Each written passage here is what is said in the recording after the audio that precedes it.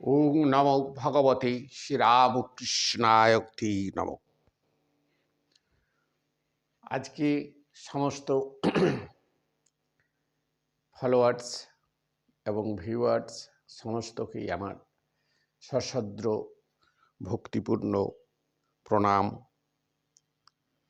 এবং অভিনন্দন জ্ঞাপন করে শুরু করি। অবতার বরিষ্ঠ বাবা শ্রীরামকৃষ্ণ প্রায় বলতেন সমস্ত অনুরাগীদের এবং সর্বত্যাগী যে অনুরাগী দল এসছিলেন শিষ্য হওয়ার জন্য, সমস্তকে একটি কথাই বলতেন, ওরে মন আর মুখ এক কর। কথাটা খুব সহজ এবং খুব ছোট্ট কথা, কিন্তু এই কথাটা মধ্যে বিরাট অর্থ লুকিয়ে আছে। একটি শিশুর মিষ্টি দোকানের শোকেসে মিষ্টি দেখে তার মিষ্টি খাবার ইচ্ছা হলো, সে সঙ্গে সঙ্গে যে মিষ্টিটা হাত দেয়নি, কিন্তু সে তার বাবা মাকে অনুরোধ করে, মানে বলে বারবার যে ওটা আমি খাবো, এইটা সে প্রকাশ করে। কিন্তু যখন একটু বড় হয়ে যায় তখন কিন্তু সেই কথাটাও আর বলতে পারে না। বাপ মায়ের আর্থিক অবস্থার উপর তার তখন মানসিক একটা ব্যাপার চলে আসে। তাহলে এই যে মন, এই মন যত আমরা বড় হই তত মন আমাদের জটিল হয়ে ওঠে। তার জন্যে বাবা বলছে যে মনটিকে আলাদা করে রেখে দিতে হবে একটি সৎ কাজের জন্য, সেই সতের পায়ে অর্পণ করে দিতে হবে। সেই সৎ হচ্ছে মানব কল্যাণ, মানব প্রেম, সর্বধর্ম সমন্বয়, এক কথায় তিনি ঈশ্বর। তো সেই কথা আমরা দেখছি যে তার জীবনের প্রতি পদে পদে সেটা একবারে তিনি বাস্তবায়িত করে তুলছেন। বিন্দুমাত্র সেখানে কোনো কিছু আপোষ নেই, সেখানে কোনো কিছু তার ভঙ্গুরতা নেই, সেখানে বিন্দুমাত্র দুর্বলতা নেই।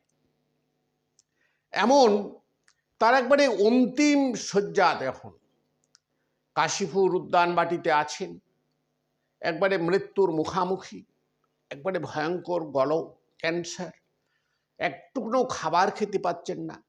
ভক্তরা আসছেন, খুব দুঃখ করছেন, অনেকেই কাঁদছেন, এবং সর্বত্যাগী যে সন্ন্যাসীর দল তৈরি হবে ভবিষ্যতে, তারা সেই পার্শ্বদরা সমস্ত রকমভাবে সেবা করছেন, তারা সবসময় সেখানে আছেন।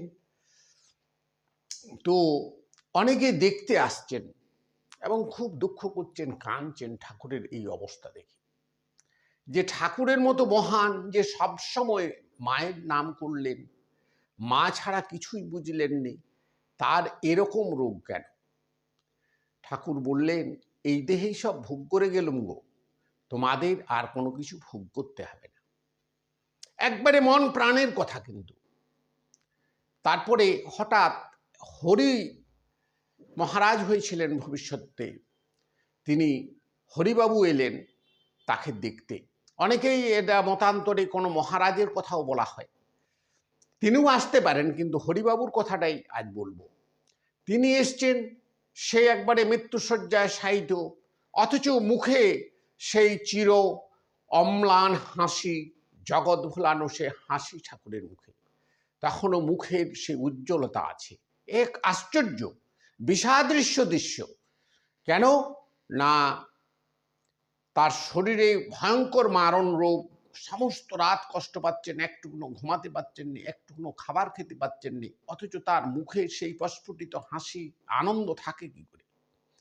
এইটা এসে সে হরির মশায় জিজ্ঞাসা করছেন যে আচ্ছা ঠাকুর কেমন আছেন? তখন তার দিকে খুব করুণ দৃষ্টিতে তাকিয়ে বলছে, আর কেমন আছি, একটুকুনো খেতে পারিনি, খাবার অনেক ইচ্ছা হয়, খেতে পাচ্ছি না, এই কষ্ট ওই কষ্ট, তখন রক্ত উঠছে মাঝে মাঝে। তখন সব কিছু দেখার পরে সে হরি মহারাজ বলছে আমি তো দেখছি আপনি দিব্যি ভালো আছেন।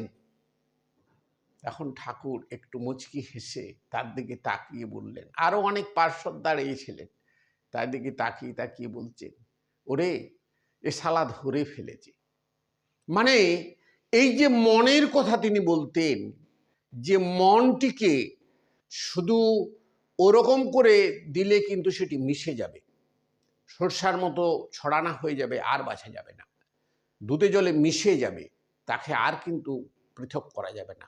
তার জন্য তিনি বলতেন যে মনটিকে দই বসিয়ে মাখন তুলে ছাড়ো, তেল মেখে কাঁঠাল ভাঙো, তাহলে আঠাল লাগবে না। মানে এই যে মনকে তুলে নেওয়া, এই যে মনে তিনি নেই, শরীরের যে ভোগ হচ্ছে সেটা যে তার থেকে যে তিনি স্বতন্ত্র, এটার মুখের কথা যে সারা জীবন বলে এলেন জীবিত অবস্থায়, সেটা কিন্তু শেষ মুহূর্ত পর্যন্ত একবারে বাস্তবতার মাটিতে দাঁড়িয়ে প্রমাণ করে দিলেন। সময়টা কখন? তখন টেলিফোন হয়ে গেছে, খবরের কাগজ ছাপা হচ্ছে, ছবি তোলা হচ্ছে, তখন কিন্তু অনেক পিছনের সময় নয়, তখন আমাদের সাহিত্যর অনেক উন্নতি হয়ে গেছে। আমাদের বিখ্যাত বিখ্যাত সাহিত্যিকরা সেখানে আছেন, বঙ্কিমচন্দ্র আছেন, আমাদের বিদ্যাসাগর আছেন, রবীন্দ্রনাথ তো অনেক শিশু, তখন অনেক ছোট, তার চেয়ে মাইকেল মধুসূদন দত্ত আছেন, গিরিশ ঘোষ আছেন, কেশব সেন আছেন। তারা কিন্তু একবারে যুক্তিবাদের লোক, সব যুক্তি কিন্তু সমস্ত এসে এই যে কম শিক্ষিত মানুষ, যার মন প্রাণ সমস্ত নিবেদিত, সেখানে এসে ঢলে পড়ছে কি জন্যে, এটাই আপনার একটু বিচার বিবেচনা করবেন, দেখবেন। নমস্কার, সবাই ভালো থাকবেন, সুস্থ থাকবেন, আনন্দে থাকবেন। মন আর মুখ, এই দুটো কথাই বললাম।